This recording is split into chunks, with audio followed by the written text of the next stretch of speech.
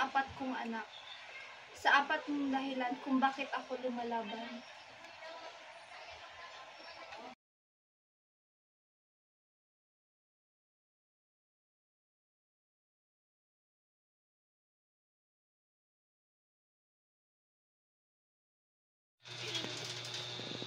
Ma'am, ako? Patitigilin mo sa pag-aaral?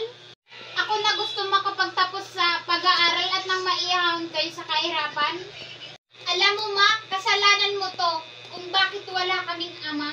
Totoo siguro yung sinasabi ng mga kaklase ko na disgrasyada ka.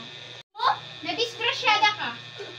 Kailan pa naging mahalaga ang sasabihin ng ibang tao sa atin? Pagod na pagod ako, kandak ko ba? Bakit napapakain ka ba nila? Pagod na pagod ako, sinasarili ko lang.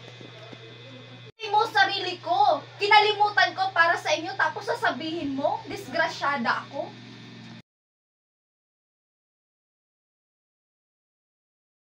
Ma, kapag ako nakapagtapos, ako muna po ang tutulong sa inyo. Anak, masaya ang damdamin ko dahil may pangarap kayo sa buhay niyo.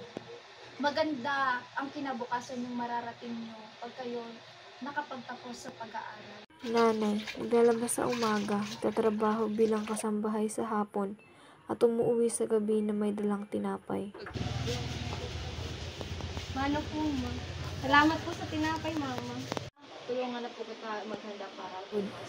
Siya'y madalas naiiyak ng palihim, pero sa harap ng kanyang mga anak, siya'y reyna ng matatag at buong puso. Sa isang solo parent, sapat ng 4 na ngiti upang ituloy ang laban. Hindi siya kulang, siya ang lahat. Para sa isang solo parent, ang pagmamahal sa mga anak ang pinakamahalagang kayamanan.